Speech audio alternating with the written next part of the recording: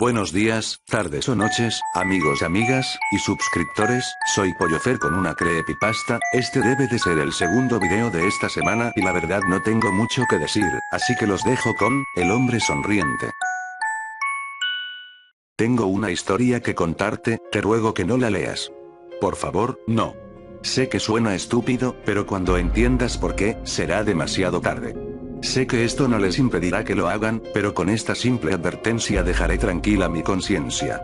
Debo decir que no soy capaz de afrontar esto. Y desesperadamente necesito hacerlo.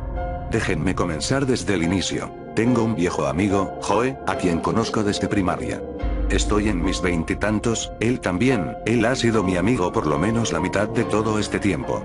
Diría que nos conocemos muy bien después de todos estos años. Esto puede parecer irrelevante y sin interés, pero lo debo resaltarlo. Lo conocía, y lo conocía bien.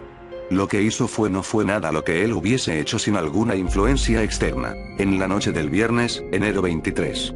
Yo estaba manejando hacia su apartamento para recogerlo junto a su compañero de cuarto, ya que habíamos hecho planes para salir, llegar a un par de bares y generalmente algo para empezar bien la semana. Cuando llegué, habían autos de policía y ambulancias fuera del complejo de apartamentos. Por supuesto que yo estaba curioso, ya que, como mucha gente, raras veces veo cosas así. Mientras llegaba más cerca me di cuenta que había un cuerpo en una bolsa en la calle, rodeado por vidrios y nada más que a 5 pies de un auto muy abollado. Estaba aterrorizado, llegando a la conclusión de que alguien fue atropellado por un auto fuera del complejo. Cuando terminé de embobarme, seguí mi camino dentro y en las escaleras del tercer piso. Ahí era donde el apartamento de mi amigo está, y ahí fue donde descubrí que no había sido un simple accidente. La policía subió las escaleras, hablándole a los residentes y grabando uno de los apartamentos. El apartamento de mi amigo. En pánico, le pregunté a uno de los oficiales qué había pasado, por qué el apartamento de mi amigo estaba siendo grabado. Le dije que se suponía que nos reuniríamos para ir a por unas bebidas, y le pregunté si estaban bien. El oficial me dijo que parecía que Joe había descuartizado a su compañero de cuarto con un cuchillo de cocina para luego tirarse a sí mismo por la placa de cristal con puertas corredizas, hacia la calle. Yo era un fantasma, temblando demasiado, apenas podía contestar las simples preguntas que el oficial me hacía tratando de averiguar si conocía a las víctimas. Mi mente no lo podía procesar. Lo conocía. Él nunca hubiese hecho tal atrocidad. No tenía sentido. Retomé mi camino hacia mi auto en silencio, manejé a casa como es obvio en piloto automático. No podía sacar de mi cabeza el shock. Mi esposa me preguntó qué había pasado, y le expliqué. Ella también estaba en shock, pero ella no lo conocía como yo. Le dije que necesitaba tiempo, y fui a mi habitación. Ella no se interpuso. Perdido, me encontraba en la computadora. No estoy seguro por qué lo hice, pero estaba revisando el email de mi amigo. Sabía las contraseñas que usualmente él usaba, así que era difícilmente un problema para encontrar el correcto. Pensé que tal vez tenía amigos en línea que necesitaba contarles, o quizá encontraría una ventana que me dijese qué causó lo ocurrido. No sé. Si hubiese sabido lo que ahora sé, nunca lo hubiese hecho. Miraba su bandeja de entrada, buscando nombres familiares. Joe, yo, y varios amigos estábamos en contacto, e instantáneamente reconocí varios de esos nombres en los últimos días. Pero el email abierto más recientemente era uno que parecía spam con un archivo adjunto, sin alguna otra información. La curiosidad me ganó, y lo abrí. El archivo era una imagen con el nombre de una serie de números al azar. Era simplemente un hombre, aparentemente a simple vista. Pero mientras más lo miraba, se hacía más perturbante. El hombre solo estaba ahí con una sonrisa, siniestra e inquietante, con ojos distraídos y enfocados a la misma vez. Esa terrible sonrisa, parecía que se ampliaba mientras la veía, y por minutos yo estaba obsesionado por ese horrible rostro, ojos ardiendo a la misma intensidad como yo los veía. Finalmente rasgué mi mirada a otro lado para encontrar alguna otra cosa en el email, una simple palabra. Una palabra que no puedo repetir. Aún no. Necesito contar mi historia. No podía mirarla otra vez. Tuve que cerrarla. Ese rostro seguía viéndome. Lo juro, podía seguir sintiendo su sonrisa.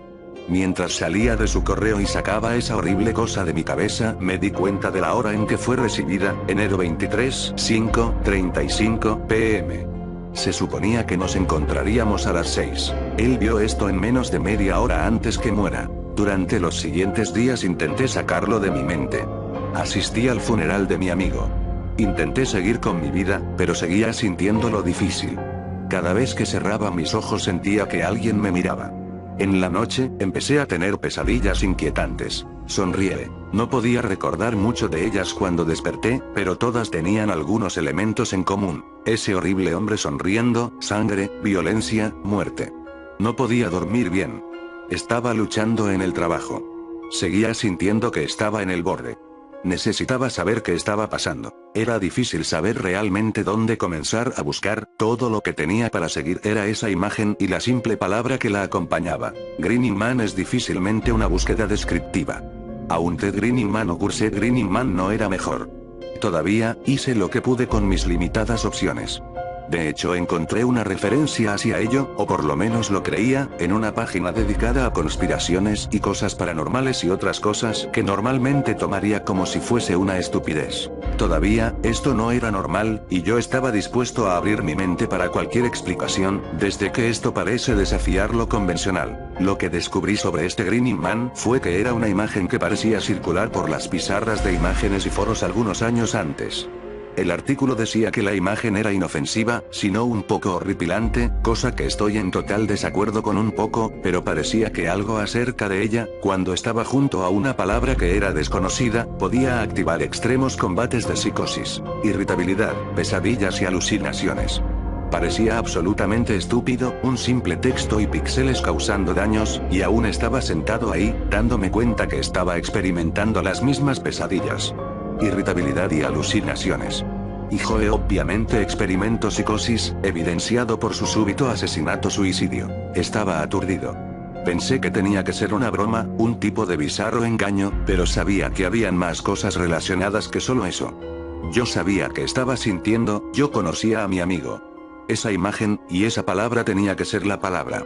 Lo que activaba todo. Oh Dios, esto iba a pasarme a mí también. ¿También mataré a mi esposa y luego matarme?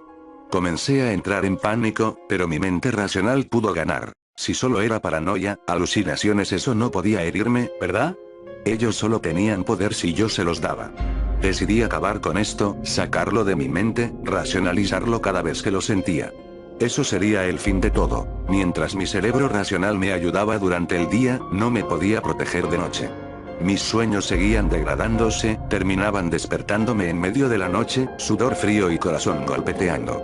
Empecé a tomar pastillas para dormir, aunque me negué a decírselo a mi esposa. Después de todo, no quería que ella se preocupase, aunque sé que ella me diría que algo malo me pasaba. Las pastillas no hicieron nada, de hecho parecía que hacían mis sueños más gráficos. Podía recordar todo cuando despertaba. Cada horrible, sangriento detalle. Ese sonriente, inhumano rostro. Descubrí que empecé a caminar dormido. La primera noche desperté rizado en la tina del baño. Luego en la cocina, 3 días después, en la entrada, con un cuchillo en mi mano y los sangrientos restos de nuestro perro entre mis pies. Ni siquiera puedo recordar las cosas que pasaron después de eso. Sé que limpié mi perro, lo escondí en una bolsa de basura, dije que había escapado en la noche y se perdió. Estaba aterrorizado. No tenía idea de qué hacer. Intenté automedicarme en gran medida. Guardé todos los cuchillos de la casa. Mi esposa sabía que había algo terriblemente mal, pero me rehusé a decir algo. Ni siquiera sé si podría a la vez recordar a mi amigo. La página web. Sabía que se estaba poniendo peor. Las cosas que más recuerdo acerca de los sueños, aparte de ese horrible hombre sonriendo, son las emociones. Sentía como si cada muerte que pasaba en el sueño fuese real. Como si lo hiciera con mis propias manos, destripando a mis amigos, mi familia, personas desconocidas, en contra de mi voluntad. Como si cada muerte, cada visión de terror que él me enseñara, no solo era una visión de mi propio trabajo. Cada horrible muerte en el sueño lo hacía sonreír más. Él quería que yo me quebrara. Él quería que me convierta en lo que exactamente me mostraba. Él quería que me convierta en él. Por lo tanto he venido aquí a decírtelo porque estoy desesperado. Necesito ayuda, como puedes ver no puedo soportar el pensamiento de dañar a mi esposa, la mujer que amo más en este mundo. Aún no sé si es inevitable. Él siempre está ahí, mirando y sonriendo, sabiendo que estoy a punto de colapsar, y codeándome cada vez más cerca al borde. Sé lo que él quiere. No puedo permitírselo. Pero no sé si haya alguna otra salida. Así que estoy aquí para llegar a tú, en esperanzas de que él me pueda dejar solo. Quizás si tú, el lector a quien no le importa nada, a quien advertí antes, pueda darle lo que él quiere, él me dejará. Lo tengo que intentar. No sé qué más hacer. Lo siento mucho. Espero que puedas perdonar a un hombre actuando con desesperación.